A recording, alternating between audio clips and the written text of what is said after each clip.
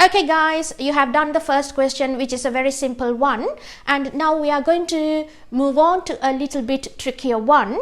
First, pause the video, read the question, have a go, and then we will go through it together.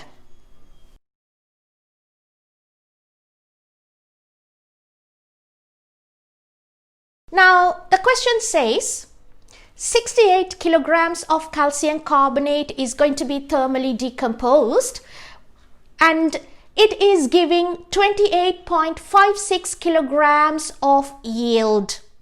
So we know that is the actual yield that is given. You would have read the question. So it says 68 kilograms of calcium carbonate is thermally decomposed and 28.56 grams of calcium oxide is given. This is the actual yield. Our question is to calculate the theoretical yield, guys.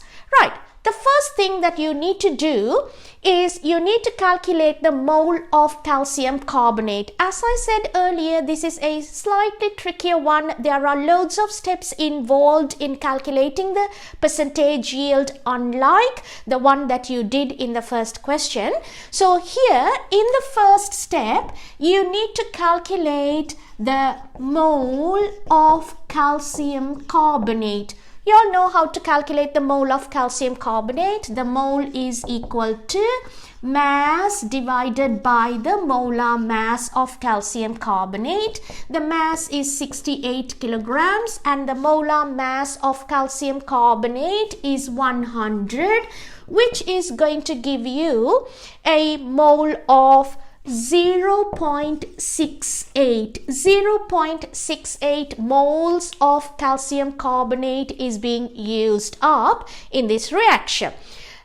So you have calculated the mole of calcium carbonate. Now the second step that you are going to do is look at the ratio of mole of calcium carbonate and calcium oxide, because then you will be able to find the mole of calcium oxide. So the ratio of calcium carbonate to calcium oxide, it is 1:1, because you can have a look here. 1 mole of calcium carbonate is being thermally decomposed into 1 mole of calcium oxide and 1 mole of carbon dioxide. So therefore, the calcium carbonate to calcium oxide ratio is 1:1. So if the calcium carbonate that is used in our practical is 0.68 moles, then the calcium oxide that is made in the reaction will also be 0.68 moles. Hope you all would have got that clearly. So now that we have calculated the mole of calcium oxide, our third step, we are going to calculate the mass of calcium oxide now.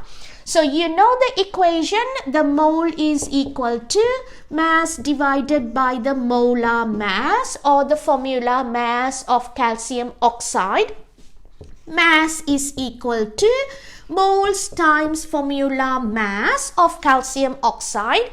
Mole is 0.68 times the formula mass, or the molar mass of calcium oxide is 56. That is going to give you a total of 38.08 kilograms. 38.08 kilograms. So this is our theoretical yield. So we have calculated the theoretical yield.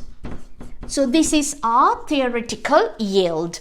Now we know the actual yield, we know the theoretical yield, so that we can easily calculate the percentage yield. So I'm going to rub this now, the calculation of the mole of calcium carbonate. Now this is going to be your fourth step, guys.